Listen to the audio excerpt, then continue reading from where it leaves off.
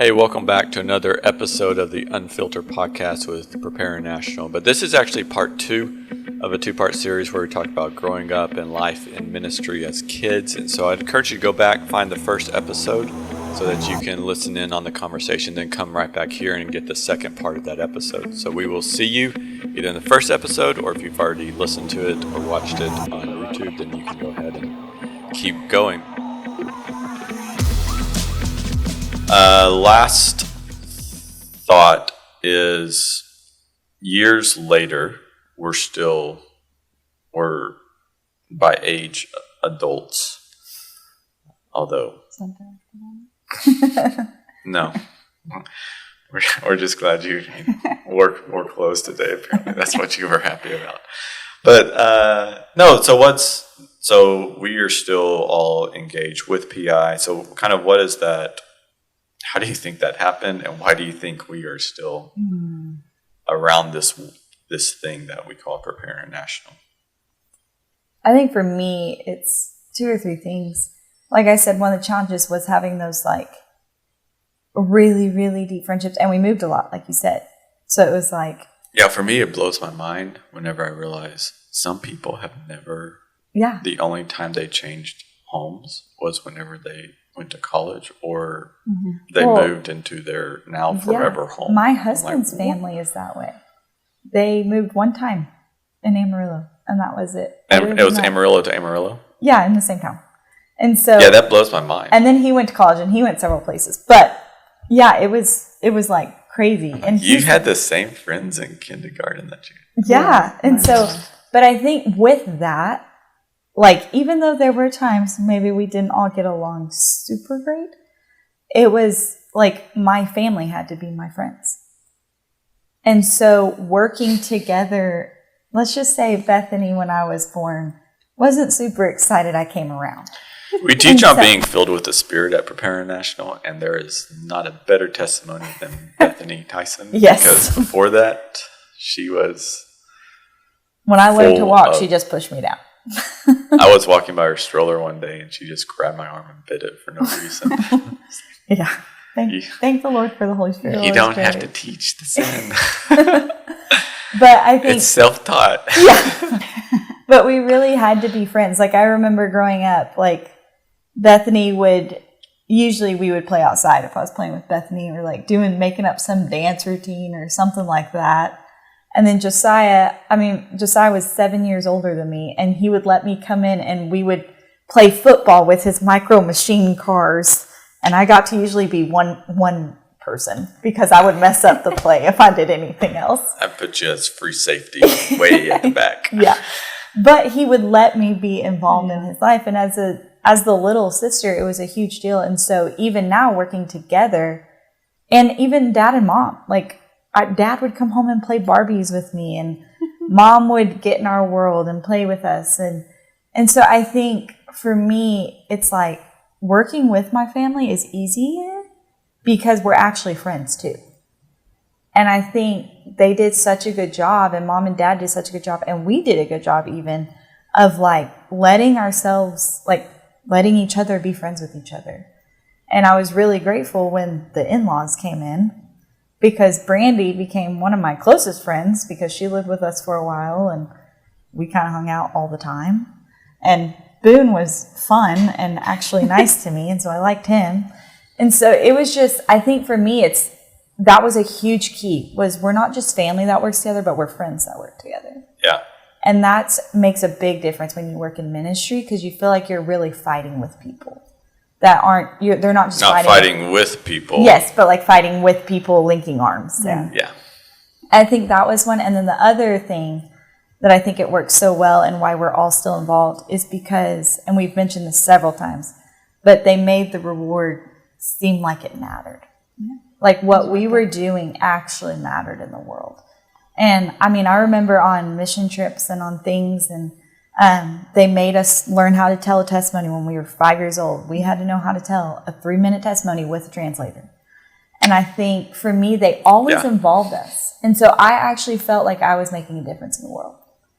And like my husband and I were talking the other day, and he's like, would you ever like want to not do PI? And I was like, I don't think so. because I want to continue to make a difference in the world. And I want to continue to see people change. And even if PI is just a little part of that, like, why would I not want to do that? So for me, it's like, it's a part of who we are. It's not just what we do. Yeah, it was the fourth sibling in many ways. Yeah. What was that? The fourth sibling Yeah. PI. in many ways, because we grew up alongside it. Yeah, that's true.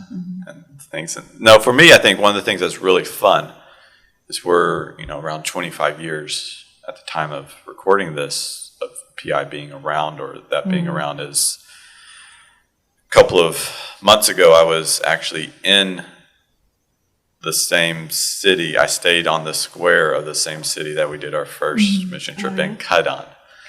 And so in the church plant we were helping failed. But then that pastor actually circled back years later and planted a church. Yeah. And there's like 2 or 3 little villages that are together, and he has one and there. And so I actually got to preach at the thing, and they have a church of about 60 now, which in Czech is amazing. And so that was fun. But then he found letters and pictures I remember that, of 8-year-old Josiah, or however old it was. And so it's fun just to see these guys. We get to actually be a part of the fruit of what we saw, sowed as little 8-year-olds and things. And you don't get to see that a lot, but that's really fun and really unique things. But what were you going to? So, just repeat the question one more time because I want to answer it directly. No, about just, why do you think we're still connected in ministry together? Yeah, I would say, Hannah hit it on the head pretty well.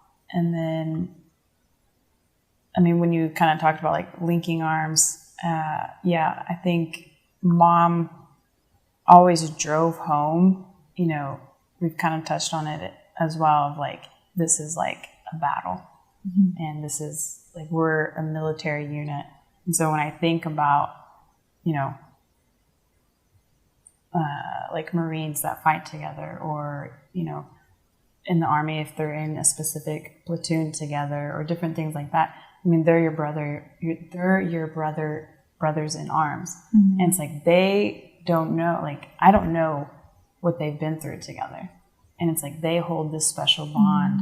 And what we talked about earlier was growing up is we had all these friends, but they had no clue and capability to connect to us that you did, or that you did. And it's even though sometimes we're just family, it just didn't matter. We not just were blood family, but we in the kingdom, we were. Yeah, the experience was so unique. Yeah, we makes it really we challenging fought together. Yeah. And so I think that just as we've grown up, it's okay, Boone and I, we moved to McAllen, and we were, pastors for a while there, and I felt like the Lord was kind of transitioning us, and both of our hearts were wanting to step into missions. And there's a million opportunities for missions. That are great. Yes. Yeah. And there's a million, especially where we live. We are right next to Mexico. there's so much opportunity, and there's so many incredible mission organizations that we even know of, and that we've kind of even served with, and different things. But when Ben was asking me, he was why would you just want to go PI, and we're not even in the same city, or it's just it's going to be complicated to find our connection. And I was just why not? And I think back to that concept is okay, as a kid, I fought with you guys, with you, with Mom, Dad. And it's we fought in the kingdom. It's I know you have my back. I know we're going to win. I know we're going to advance. And it's just I don't want to fight with anyone else. I want to fight with my brothers in arms, and technically my family. And so that goes into the whole not just that, but the legacy. And it's man, Jesus has called us to leave a legacy. And just practically, a ranch is passed on from one son to another. It's this is the same concept. is, Jesus called Abraham because he knew it would be passed on to generation to generation. It's like, okay, like. And I'll also say with that, the expectation and pressure is much higher. Yeah, it is. Like I was talking to our pastor's son the other day, and so he was starting to feel that pressure because he's his own person now, and he's gifted in a lot of different ministry opportunities, and he's like, "Is this happening because I'm your son, or because it's me?" It's like, well, the truth is, it's both. But super awesome being Randy Boyd's son, because you have this new expectation. There's harder expectations from the family with each other. There's harder expectations on, on other people, on how they view you and things. But it is really unique in that, we do get to minister together. But I was thinking, and for me, something that's really interesting is I have strong opinions on the will of God and call of God for people's lives, but that's probably another topic for another day. On different things, I use Romans 12:2. You can look it up, and so that by testing you can discover God's will instead of him writing it on the wall. But I tell people I never felt this like strong call to ministry or anything. But first, I think it is a lifestyle, and so to do something else is challenging because it's not like to shift, and it's not one's better or another. It's just you would not just change a job, you change your life and the style you live, things like that. And for me, the biggest thing is I can make the most impact with the time I have with what I'm doing. And so I don't know why I wouldn't just keep doing that for as long as I have the opportunity to do it, because you can build, instead of me trying to do my own thing, I can build off what's already been built for almost 3 decades now. So why would I, which creates pressure at the same time, right? Because it's not, trying to figure out how to start a training school or trying to figure out what people need. Now it's, hey, how do you manage at the time? Right now we have 1,100 students around the world and 25 countries and things like that. So how do you handle that pressure? That's something I was going to say is, like, I am so grateful also to be part of PI, and I think Bethany can attest to this, especially because as girls and as young girls, a lot of times people may not see us in the world as like, oh, they have gifting, they have calling, they can preach, but because of who dad and mom are around the world, like we've been given opportunities to speak in places like I think of family camp, 2-3 years ago, I got to speak in front of leaders who are leading entire movements. Yeah. And it's like, I should, by who the world sees me as this 28-year-old,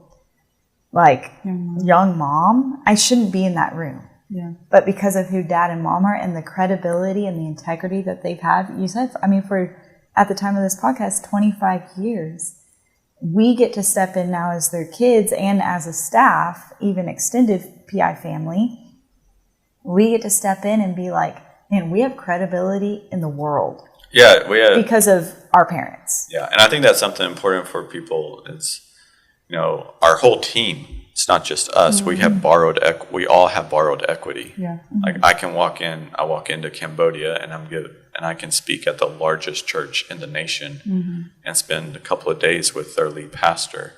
And we have a great time and things. And so, but that's not because of me. It's because I have borrowed equity. And it's the same for anyone else on our team. But what you do with the borrowed equity is really important, I believe, because it has to become your equity, and you only do that by hard work and trust and the consistency of what our parents have done, and Drew and the other the other team before us. And so I think to me that's fun, but it's also in many ways, don't screw it up. Yeah. No, it's like, hey, congratulations! Here's 25 years of groundbreaking, incredible work.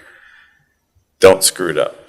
Congratulations on that. So truly see how good of a steward you are. Yeah. So I was like, hey, here you go. Like, don't mess it up because we did really well. So I hope you don't screw that up. But that is, if it's done well, it's a legacy. And if you mismanage the borrowed equity, then it's called nepotism. Yeah.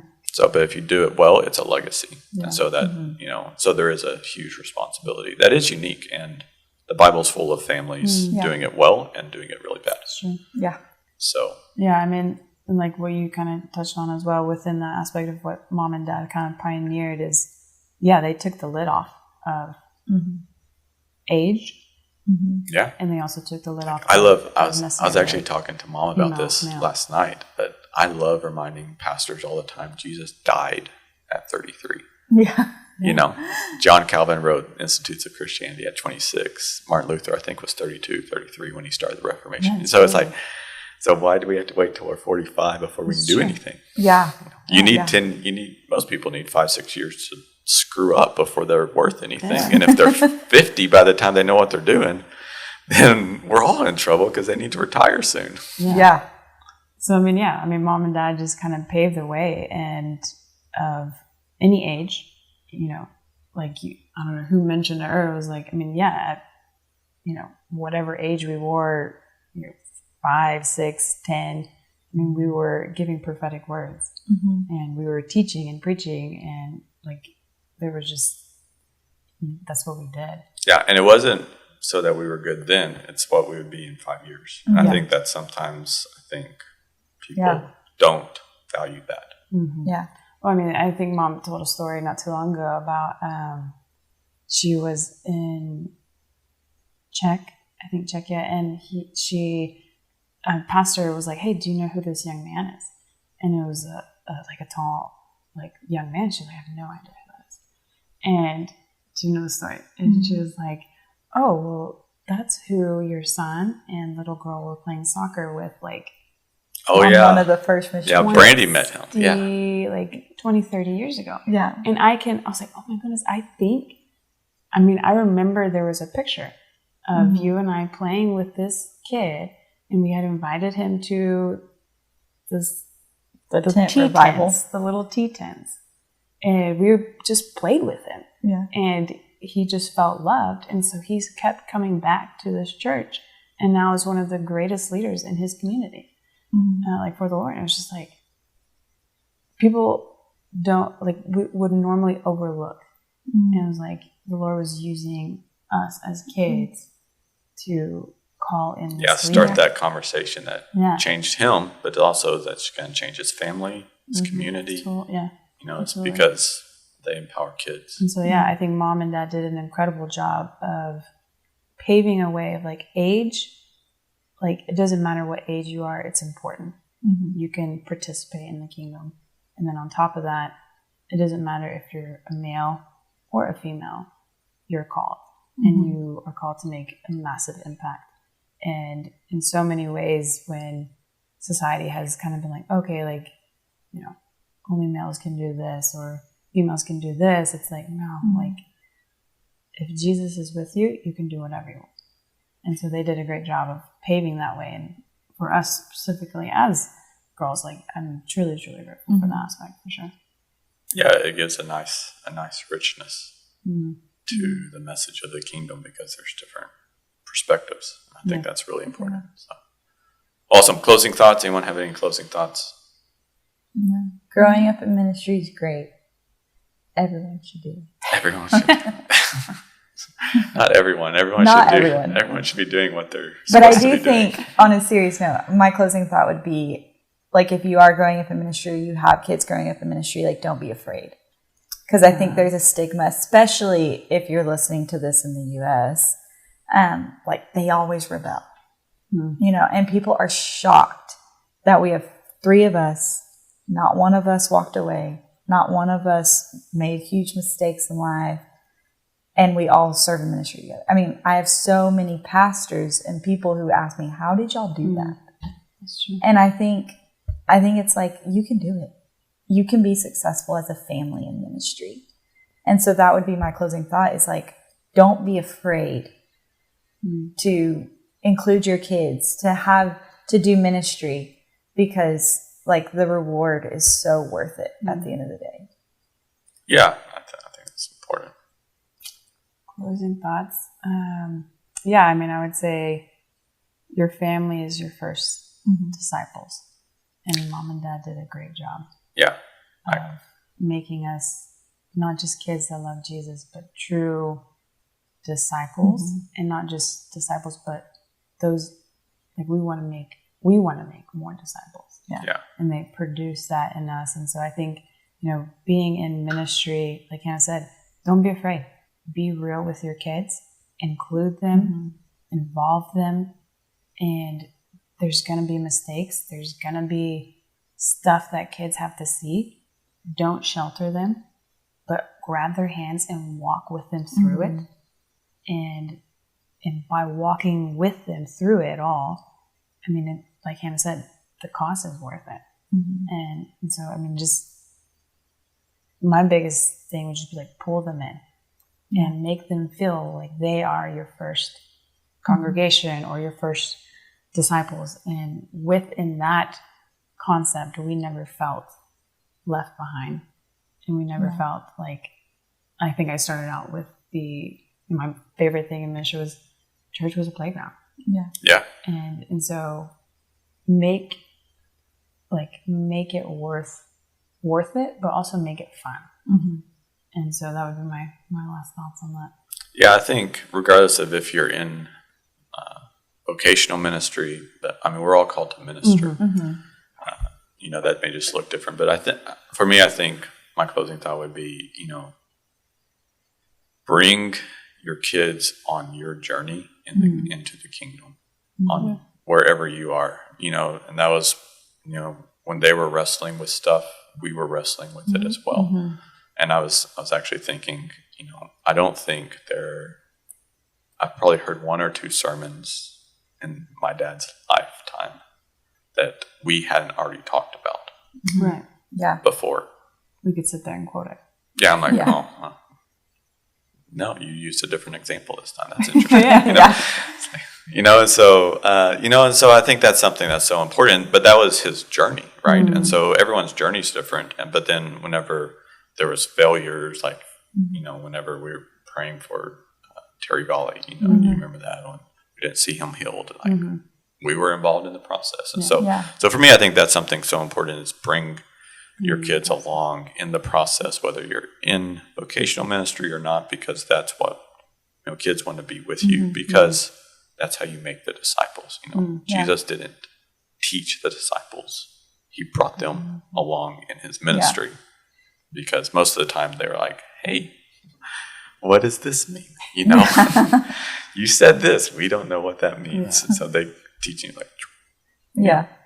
So, but he had to be with them. So that's I think that's the biggest, to me, that's the biggest takeaway. So thank you guys so much for listening. I'm sure this is probably going to be a 2-part series because this was a good conversation, but we just want to encourage you to bring your kids into connection with Jesus, but not just so that they're saved, but that so they're walking with him and empowered to walk in his kingdom now, because I love Matthew 18.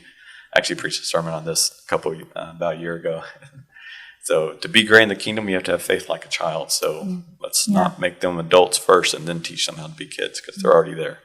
So we might as well just, remove that first. It's a lot easier to teach someone the first time instead of having to unteach them. So your kids are ready to be molded to change the world. So thank you guys for joining us, and we'll see you guys next time.